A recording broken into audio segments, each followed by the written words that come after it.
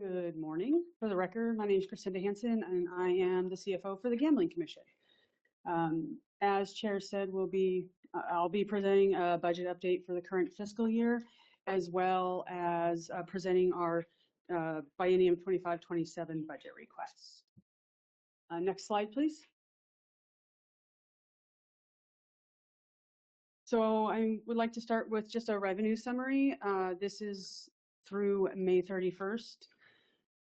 So our total original forecasted revenue for this fiscal year was 16.2 million. Our actual revenue has been 17.6 million. That's a positive variance of 1.3, almost 1.4 million.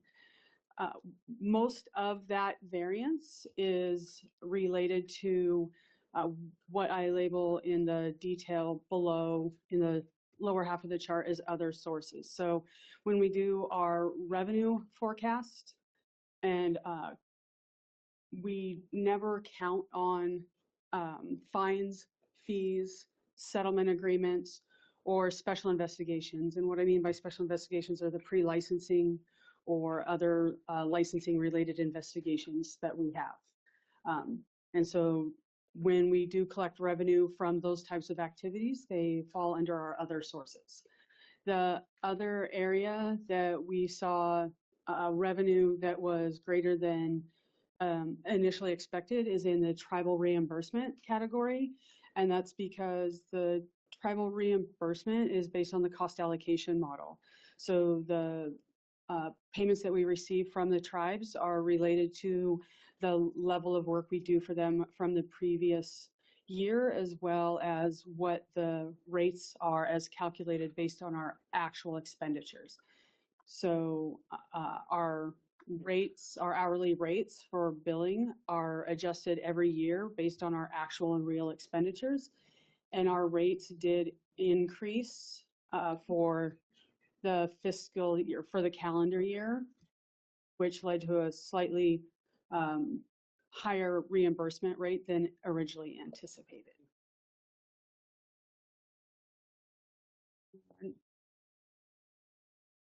Next slide, please.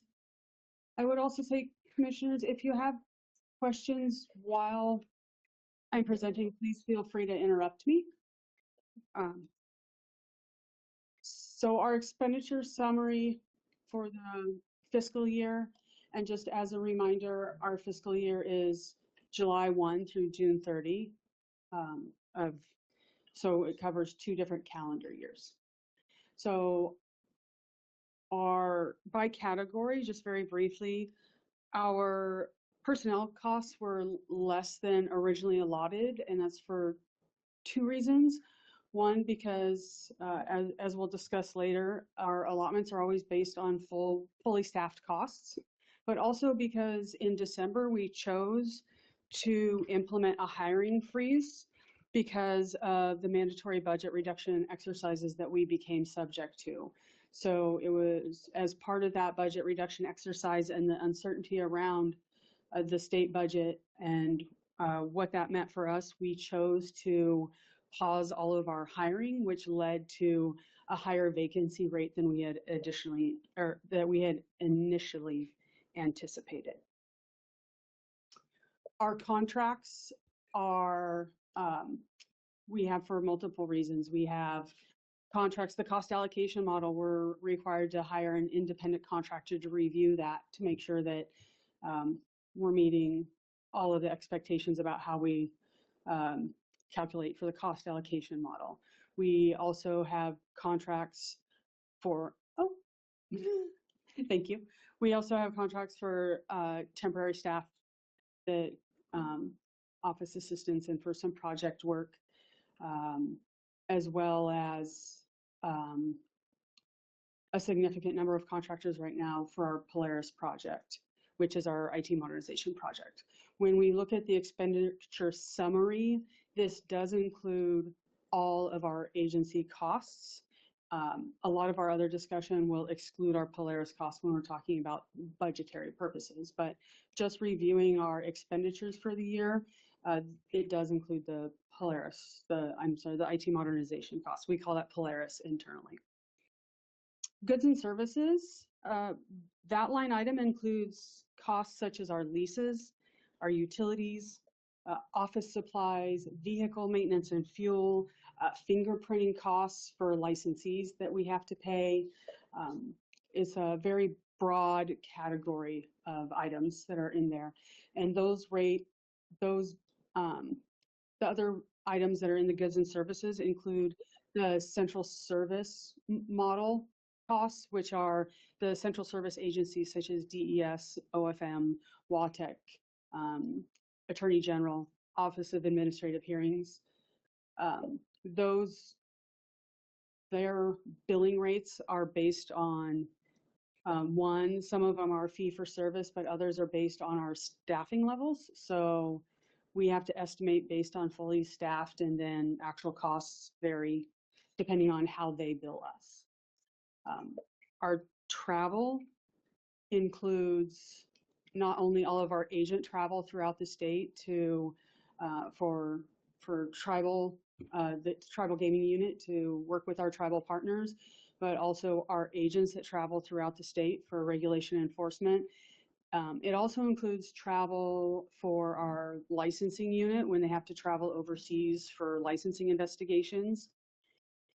When we do have licensing travel overseas, those costs are reimbursed to us through the revenue, one of the revenue categories. So there is an offset for the international travel that licensing does. The other significant item that is in our travel category is all the travel that our agents are required to do to participate in the required training to maintain our law enforcement certification for them. The equipment category is includes vehicles, which is one of our most significant costs, and we did replace several vehicles this year. It also includes all the devices that we have had to buy for our Polaris project. So for all of our contractors that are working for us, we've had to provide state registered devices for them to do that work. It also includes smaller items, you know, when we have to replace desks, chairs, that type of thing. That all is under equipment as well. And then our taxable employee recognition, our policy allows for us to provide years of service recognition. For example, if you've been with us 25 years, you get $200 as a recognition item. We are also allowed to provide employee recognition as listed in our policy and under state RCW. Anytime we do that, where we're going to provide any kind of a gift certificate or anything like that, anything that's a cash equivalent, we're required to tax our employees on those recognition items. And so that's why it's in its own category, because we have to report it separately. So I just wanted to take a minute to explain why that is listed that way. If there's no questions from the commissioners, I'll do the next slide, please.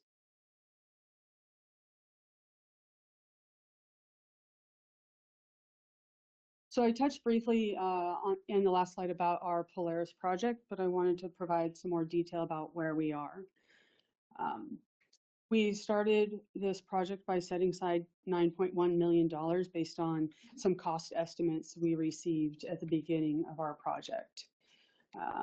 This year, we had some prior year expenditures.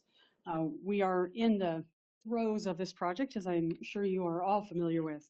But just to touch on a few things, most of the items that you'll see here fall under the obligated or actual costs. Obligated means we've signed a contract, and so we will pay for those services as those services are provided. But we do have some items that are in the budgeted costs that we actually haven't contracted for fully yet, and that notably, that is for some testers. We did hire a tester, but we have found that the level of testing that we need to be successful in implementing this project is much more than one tester can provide in the 40 hours a week that they work. So we are currently working on interviewing some statewide contracted companies that can provide high-level, very experienced testers to provide the services we need to make sure that the product that we're getting will meet our needs when we go live.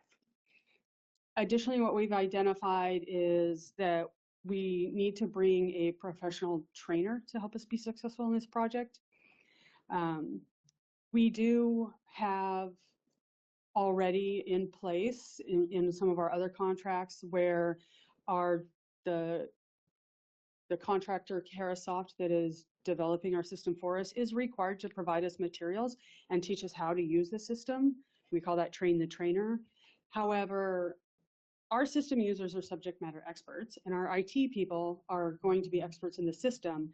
But we've identified a gap in that we don't have anybody that is an expert in developing and administering training. And so to be successful in our project, we are going to contract a trainer. And what that trainer will do is work with our subject matter experts, our contractor, our IT staff to develop a professional curriculum that addresses multiple styles of learning to help our internal users be experts in the system by the time we go live to be successful. They will also develop training for our external users. So tribal partners that are going to be using the systems, current licensees that are going to use the system, people that will be applying for licenses, anything like that. So we do not have that contract in place yet. We just have a very rough estimate of what we think that might cost. So the budgeted items in for training and testers, the last two lines on this chart, are estimated costs. Once we have contracts in place and signed, we will have obligated costs that will be updated for the actual costs of those services. Next slide, please. So I always review our fund balance when I'm providing budget updates. This is a draft fund balance. May fiscal month closed mid-June. Because of timing and other items, we haven't completed all of our adjusting entries yet. So this is the draft fund balance. Starting at the top, because of the way the statewide accounting works, I have to start with our beginning balance every single biennium because we only get official updates from OFM every biennium for our beginning balance. So even though we're talking about fiscal year 25, I always have to begin with our fiscal year 24 balance to work through this. So that's why you'll see that our year-to-date revenue here is for not 11 months, but for 23 months because this is through month 23 of our 2-year biennium at a statewide level. So the year-to-date revenue is biennium to date, and then same with the expenditures items here. So 19.1 million is essentially our beginning fund balance, or if you want to think about it in a different way, our bank balance, if you were looking at your own account. And then we're going to add all the revenue that we've received and subtract all the expenditures that we've received.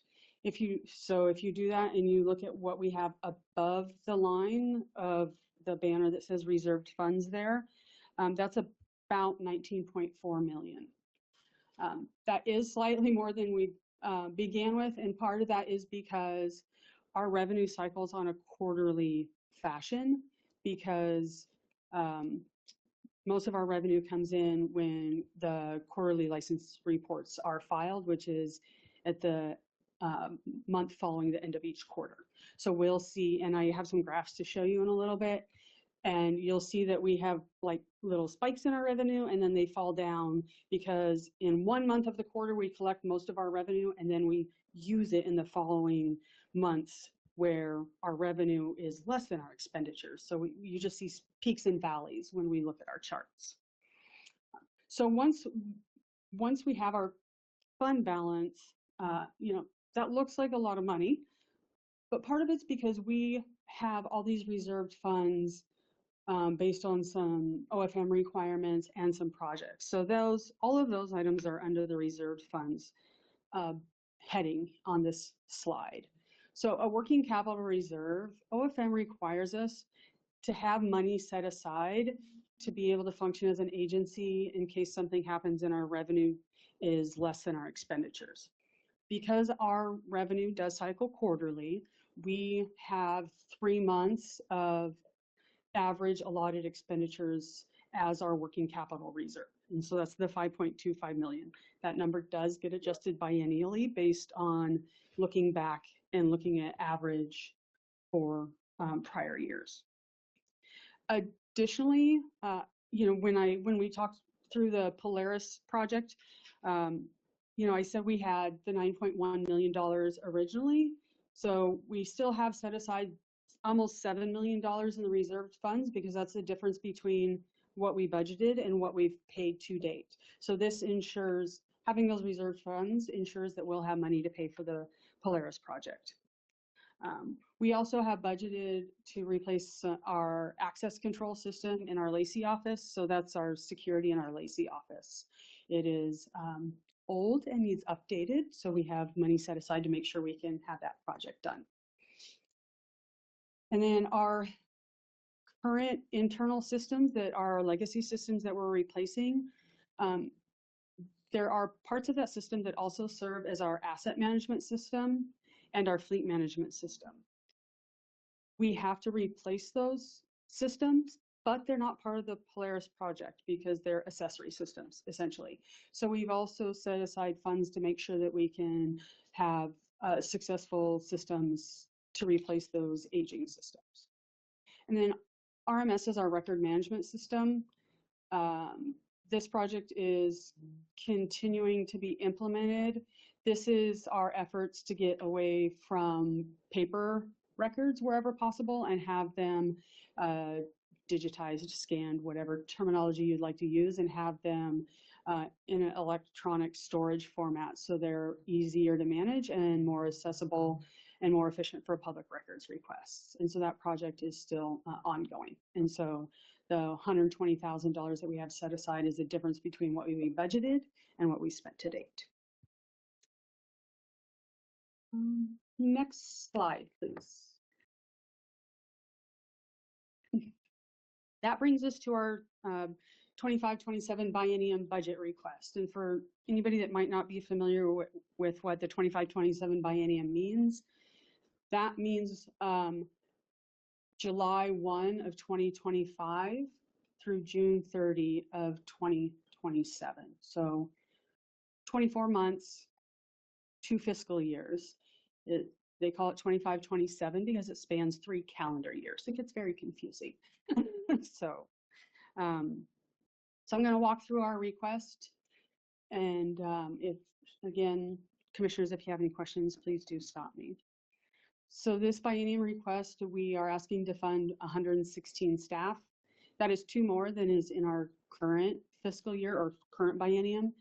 And those 2 staff are a half-time budget analyst, a half-time position that will be our Polaris business sponsor, and a full-time non-permanent human resources position. And I should mention that all of these positions are non-permanent. As a note, our FTE, or our full-time equivalent count of staff as of June 30 is expected to be 99. We've had a couple retirements this month. So we anticipate that at the end of June, we will have 99 employees at the Gambling Commission, with several recruitments being worked on and in process. For the contracts, this request includes the ability to still use some temp staff as needed in different units, a contract that is required, as I mentioned earlier, for the tribal cost allocation model review. It includes some funding for Evergreen Council on Problem Gambling to help us provide design for brochures, flyers, and some training for our staff around problem gambling. And it also includes, most of the request here is to provide ongoing maintenance for our new IT system once it's up and running. Travel, of course, is going to be everything that's required of our agents, as well as trying to anticipate what might be needed for international travel based on historical travel needs. equipment is calculated based on replacement cycles for both IT and vehicles that have met end of life. And then again, the taxable employee recognition is based on what we've estimated in the past. The other item here that is in addition to our actual 25-27 biennium budget request is funding post go live functionality that will be needed for Polaris. So because our system is being built and it's completely different than our system that we have now, we know that on go live date, we will not have all functionality. We will have some additional functionality that we don't have today, but we will also not have some of the functionality that we have today because of the level of effort of design and everything else. So this request that we are going to be asking to look into further is to make sure that as soon as possible after go live, we can restore and provide that functionality that our customers are used to having today. Our customers and tribal partners, I should say, are used to having today. And then perhaps some even additional functionality on top of that, just as time and budget allows. You know, our goal really is to provide as seamless of an online experience as possible in this new system and get away from, you know, the paper applications, renewals, changes to, you know, create a more seamless experience as well as create some efficiencies. And just a note that this request assumes that we would be fully staffed for the entire biennium. And I have a couple different graphs to model different fund balances, because we know in reality that we will, you know, we won't ever be at 116 staff for 24 months without any changes. However, when reporting to OFM, this is how we're required to report. And we want to make sure that the funding that, you know, we're asking to be approved, the budget that we're submitting, is what it would look like if we were fully staffed and, you know, fully expended for the biennium. Next slide, please. And we will come back to this slide at the end of my presentation, just as a note. I realize this slide is small. I will say that the presentation will be on our website after this meeting if you'd like to be able to look at this in more detail. If possible, could we zoom in for now just to show the graph, and then we'll come back to the words if that's possible? Oh, perfect, thank you. So I have a couple different versions of this graph that I'm going to be presenting. This graph represents if we were fully funded or fully staffed for the entire biennium, because just like I was saying before, this is how we have the conversation with OFM and the legislature. They always want to know what it would cost us if we were fully staffed, you know, needed to operate at that fully staffed level. What does that look like? So it's very important that we show this and continue to show this. So the other things that this graph is showing us is that in next week, probably, we will have $2.2 million of our fund swept and moved to the general fund. That was part of the budget bill that was passed. So this is reflecting that reality. The numbers that you see in this fund balance that have the box around them represents the quarter ending June 30 of each year. That's one of our very high peaks each year. You'll see how it peaks and then it drops off. And I know I'm gesturing with my hands, and I'm sorry. I don't have a pointer, but you'll see that you can follow the red line and you can see that there's a peak and then it drops down the hill and then it peaks and drops down the hill. Oh, thank you. Why that happens is because, you know, we made a rule change so that all of our organizations are licensed from July 1 through June 30 of each year.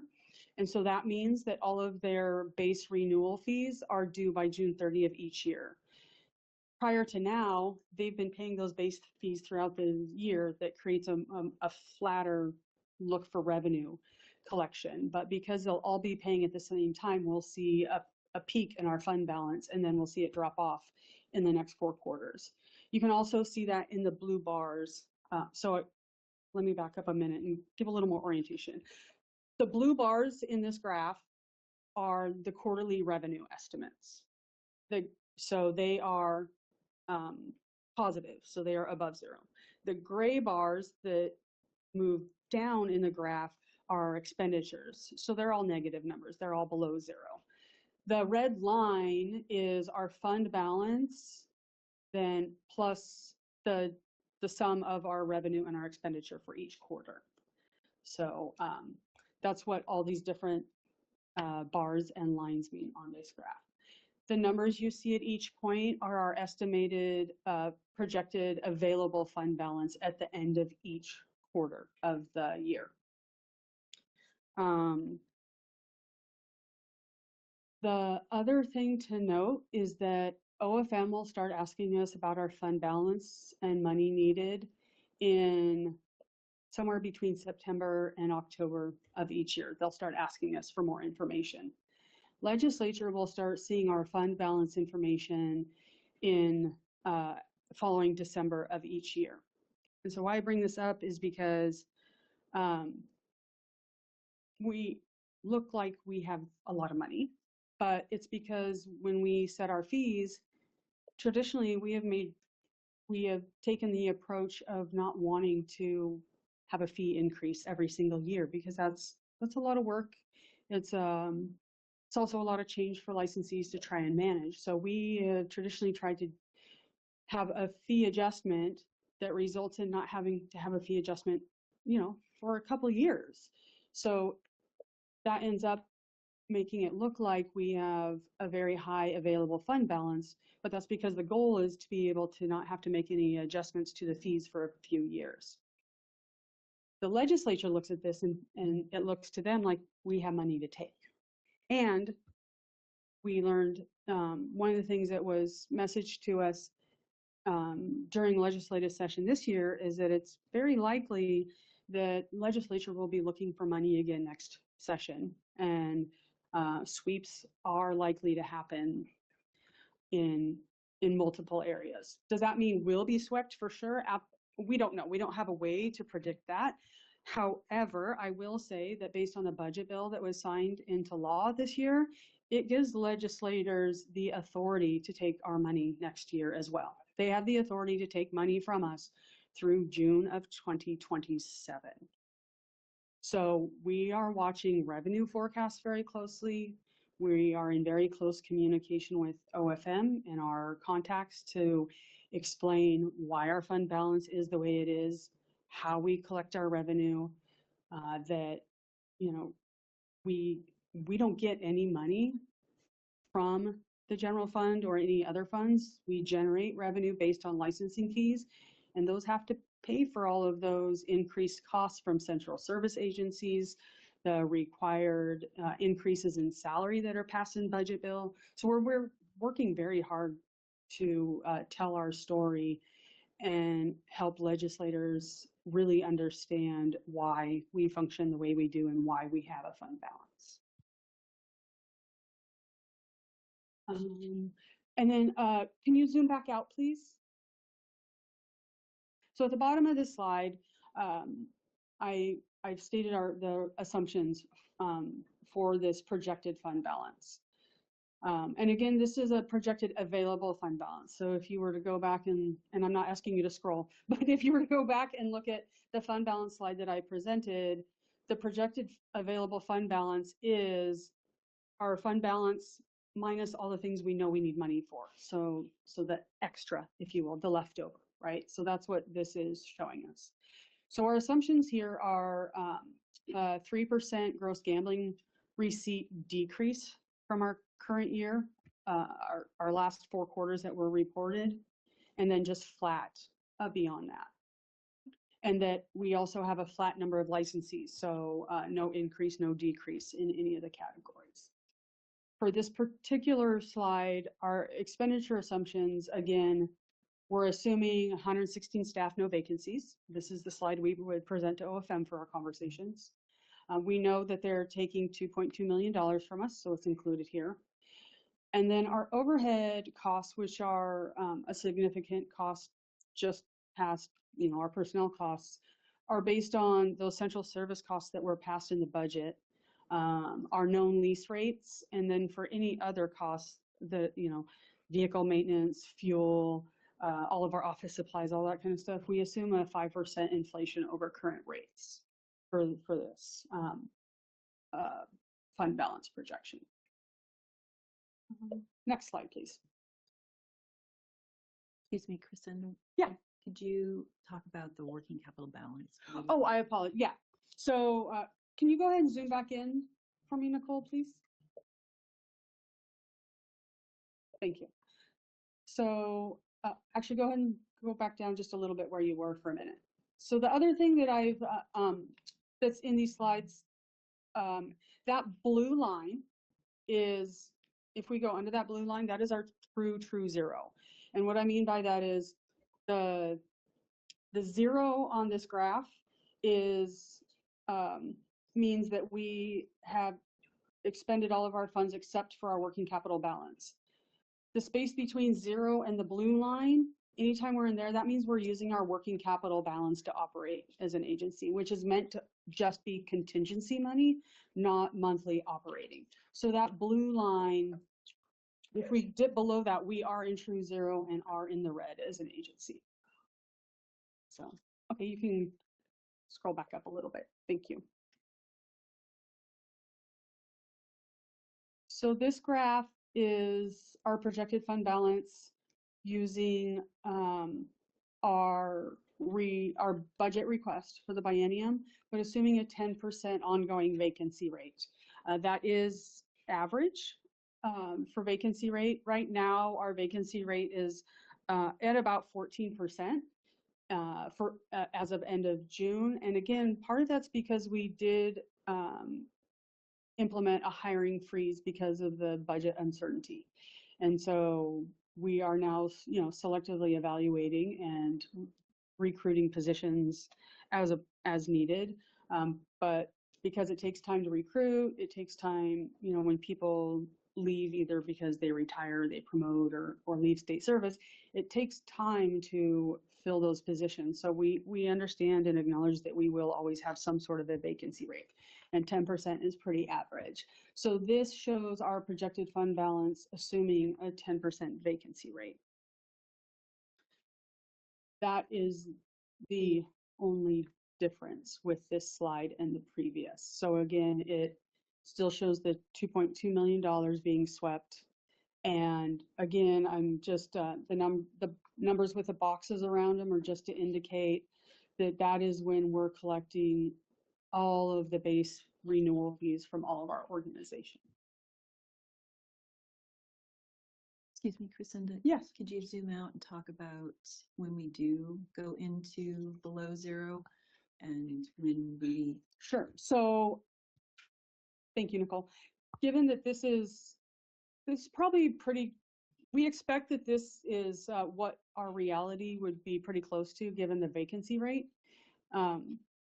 So given this, if we made no changes to anything and used all of our reserved funds, we anticipate that we would be into our working capital balance by December of 27. So, and that would be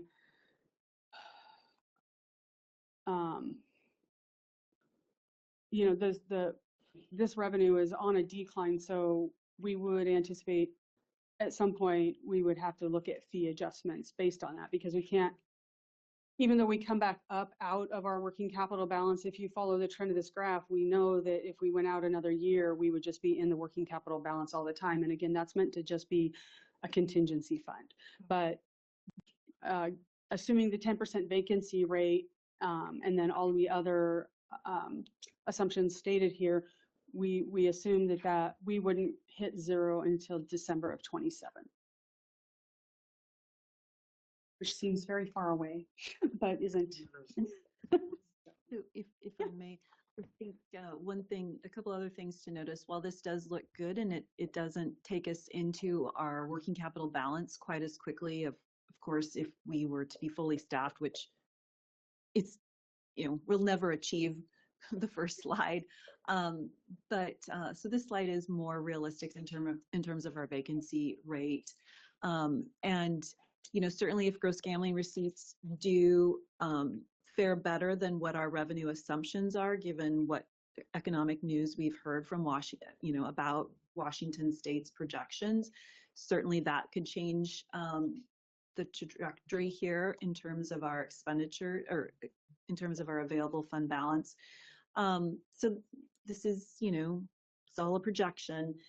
But you will notice that as we get to look at the December timeframe, we're still now puts us in a situation where we have, anywhere from $4 to $3 million in available fund balance, which does then tend to look pretty attractive to the legislature should money become an issue again for the state budget. And then also at the end of the next fiscal year for session 27, we're still about, 2 million or 2+ million going into the 27 legislative session. So things to think about there. And then also the other thing to keep in mind is the earliest we can do a fee increase really requires us to think about and be prepared by January of each year, because we would need fee increases could only go into effect based on our new model of the license fee structure on July. So the earliest, if there was a sweep again, or another transfer, if there was another transfer of funds in the next legislative session, then the earliest we would be able to seek a fee increase would be January. We would start to go to tribal partners and stakeholders in January of 27 for implementation in July of 27. So just something to look at, to keep in mind as you're looking at these slides. And I get that we're giving you a lot of information, but this is all things that we must keep in mind. Thank you, Susan. Yeah, thank you. So next slide, please.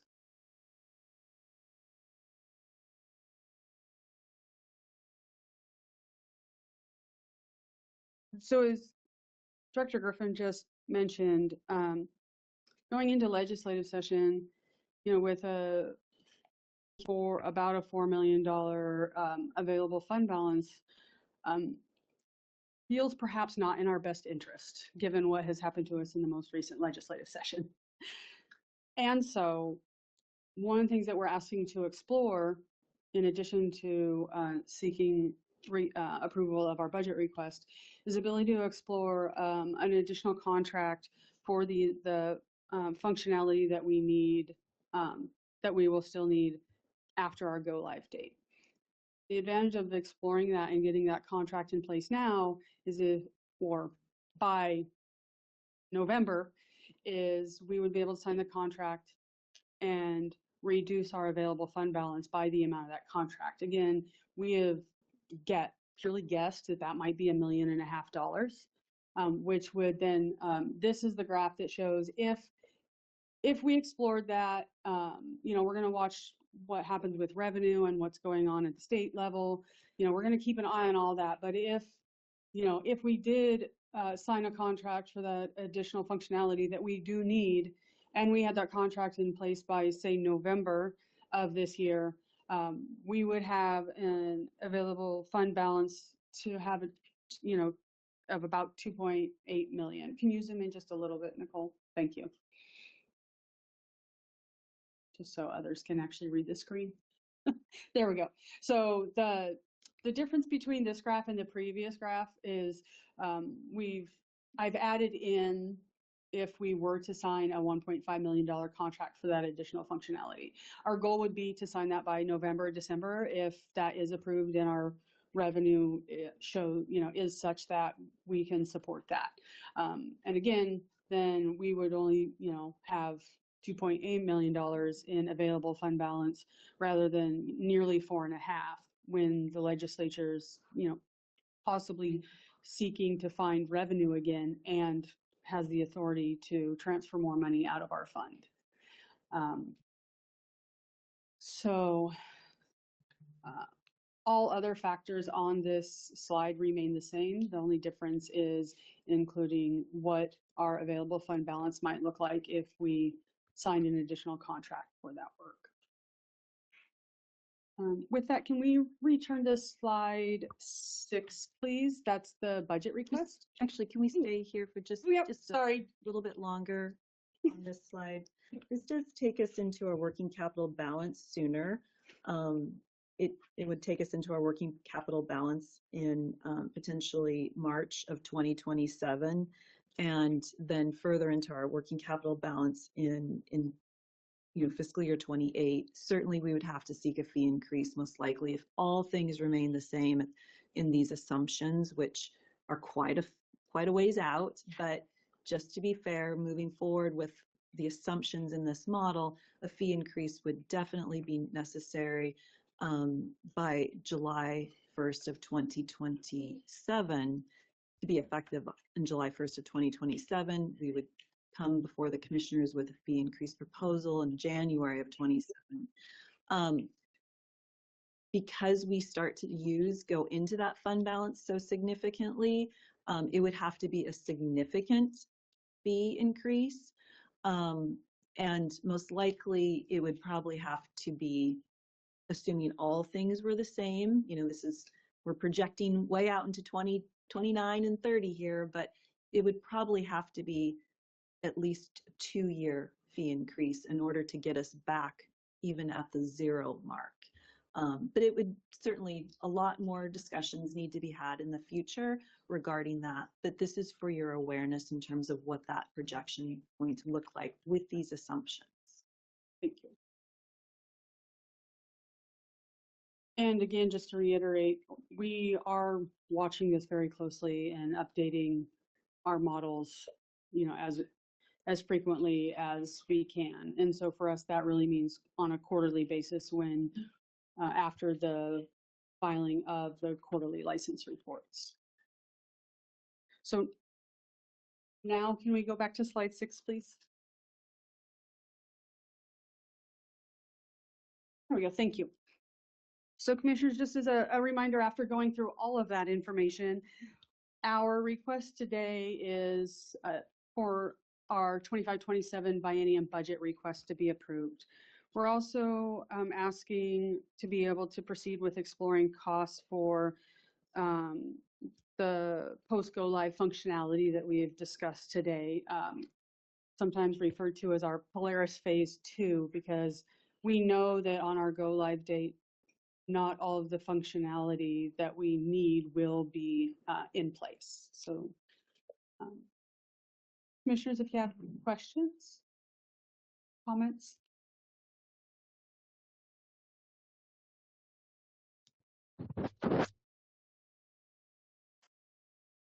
Sure. Can you hear me? Yeah, you can just go ahead. That's All right, thank you, Chair, Okay. and I really appreciate your presentation. This is less for staff and more. Do we have any of our? Oh, we can't hear you. so Commissioner Ibsen, I can't hear you. I can see you're speaking, but Commissioner Charles was also speaking, and I could hear him. So I think we're having volume issues somewhere. So Commissioner Charles, go ahead and we'll try to see if we can get Commissioner Ibsen's fixed up somehow. Okay, great. Yeah, well, I would just like to also say thank you for putting this together and taking the time to do this. This is really insightful and helpful.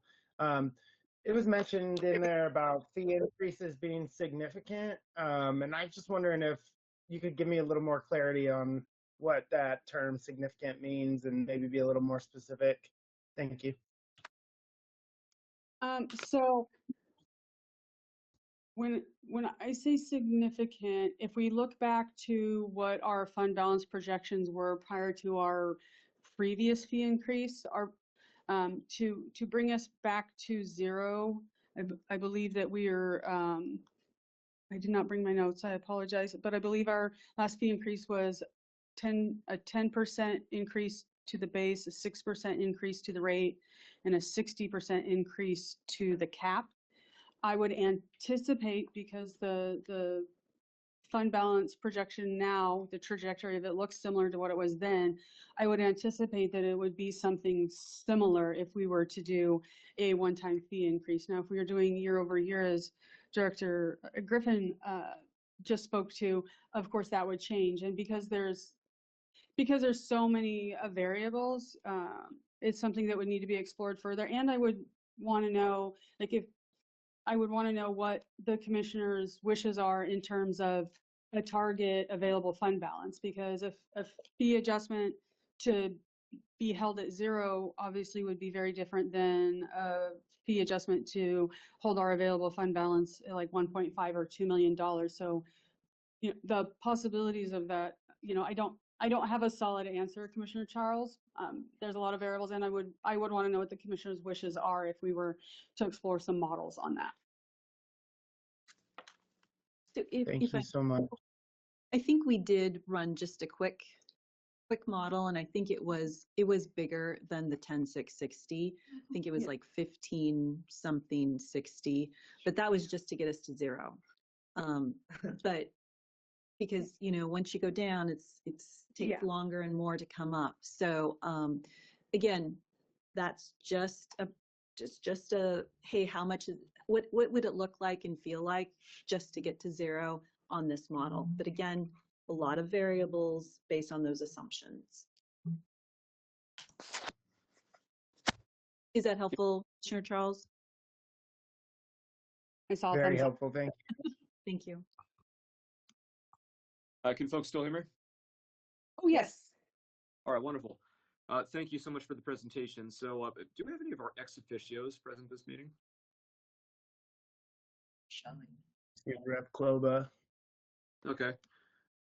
Representative, I mean, the budget in front of us is what it is. I mean, we have to balance our budget, and we have to pay for these services. But I am concerned, extremely concerned, to put it mildly, about not just this cash grab, but the changing of the statute to make this a permanent fixture, or make this an ongoing fixture of state budgeting processes. I mean, our ex officios, I would imagine, are much more informed about this than maybe other members. But I mean, our licensees can't continue stomaching fee increase after fee increase just to balance the state budget. And what I think might be lost on a lot of people who don't have that gambling expertise, like yourself and the other ex officios, is that this isn't even just about balancing budgets. It's really about crime and public safety, because if this long-term really imperils our budget as a commission, then that impacts our ability to either fully staff enforcement or pushes us to make fee increase after fee increase that makes legitimate operations more difficult for operators, and both of which have really perilous implications for just law and public safety. So from your perspective as members who've been involved in the state budget conversation, I mean, we're certainly aware that it's very challenging right now. But do you think that there's room to have forward-facing progress on this, especially with, you know, not leaving that door open to future rating of enterprise funds? Yeah, I have to tell you, I share the concern that you have, and worked with commission staff during the session to try to hammer away the point that, and I was looking at it from a perspective of, you know, we have ancient systems, and if, you know, according to our governor's goal of having efficiency, it moves you away from that goal if you can't fund your IT upgrades that have been planned, in the works, are partway through, and it would be throwing away good money and very wasteful if we were to stop any of that progress now. So that was kind of my main messaging. And I have to tell you, I sort of had this ongoing difference of opinion that, like, when we are briefed in caucus on bills, there's sometimes a little, because there's time pressure, certainly. Sometimes the bill briefings don't go into the weeds. And that's good and bad. I'm a person who always wants more information rather than less. Sure. And that particular detail of the budget that would allow these sweeps through 2027 was not a thing I was aware of. I didn't hear that. It wasn't mentioned. I go to caucus meetings. I don't miss them. So that is surprising to me and very disturbing, quite honestly. Because it normalizes. I mean, the other example I can think of as a former local government person is the Public Works Trust Fund. I mean, that was like the case study in just irresponsible sweeping. I mean, that was supposed to be a purpose-built trust fund for local infrastructure and sidewalks and capital projects, and now it just got swept time and again for education and other state obligations, and it's just a broken fund now. I mean, we're having all sorts of similar problems at the city level too. But so it sounds like a lot of things are just like it's not a deliberate effort is what I'm hearing, but it's just such a high volume and such a high urgency that these things just you just have to rapidly execute and it gets missed, it sounds like. Yeah, and I think there's we certainly, I think, can agree that we had to do some extraordinary measures this year, and it was a budget year like one we haven't seen in many, many years. But like you're saying, I would like to see us cut other areas than I'd rather see us do that than sweep the funds from an agency that is self-funded, self-sufficient, does not take from the general fund. We shouldn't look at that as some sort of cash cow. And I think to your point, the argument about the relationship to public safety is really an important one, and would certainly support any kind of efforts to kind of augment the ongoing conversations that I think Crescendo was saying that they have with OFM. But a letter that maybe all of us commissioners could sign, talking about that impact as well. I mean, it's one thing to go, it's going to be really hard to balance our numbers. We're going to be 10% vacancy rate. And here's not just how that looks on the balance sheet, but here's how that plays out in our communities with regard to crime and safety. So I think that, I'd certainly be willing to collaborate on such a letter. Other than that, I think just, I'll keep hammering away. I'm not on appropriations, and so that does kind of tie my hands a little bit. I'm not in those, day-to-day conversations, but perhaps we can come up with a strategy for future around that as well. Of course, Representative, thank you so much. And thank you, Crescendo. My pleasure. If we wanted to move forward with some sort of letter like that, do we need to take a motion and a vote on that? I can't remember how all that works.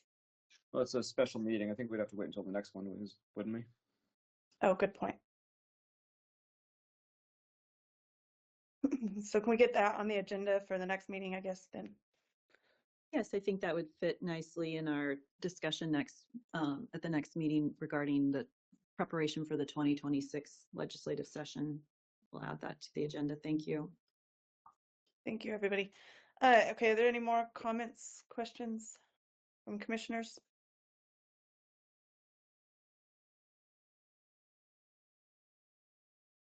No? Okay. Is there any public comment? And I'm going to ask Tina to monitor the public comment for me, since online it can be a little difficult to see if hands are raised and whatnot. Yes, we do have an attendee in the room who would like to speak. Great. Good morning, Madam Chair. My name for the record is Natalie Keister. I was actually just running some numbers real quick over sitting in the chair, and if we had 5,000 jobs in the cardroom industry influx, that would be $1 million added to the budget if you base it on $200 per fee. That's just the employees alone. That would equate to 150 employees per property and 33 more card rooms statewide than we currently have. 10 years ago, we were over 63 card rooms. We can help provide solutions. We are looking at ways that we can even communicate and open dialogue with the commission. Their staff has done a wonderful job. Thank you so much. I'm a little nervous, I'm sorry.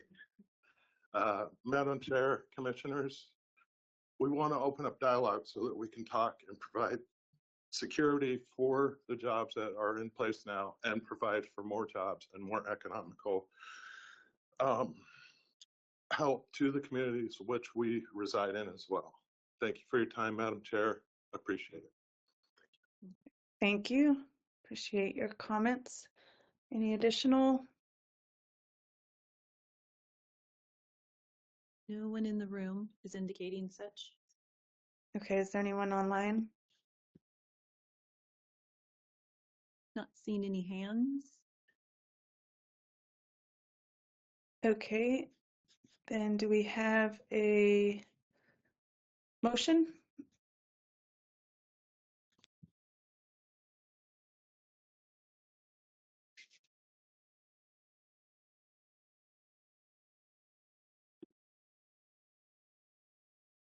This is Commissioner Lawson. I move to approve the 2025 through 2027 biennial budget as presented by staff. Additionally, I ask that staff bring back for approval the proposed Phase 2 Polaris spending at a future meeting. Seconded. Seconded. Okay, it's been moved and seconded. Any additional comment? All right, all those in favor say aye. Aye. Aye. Aye.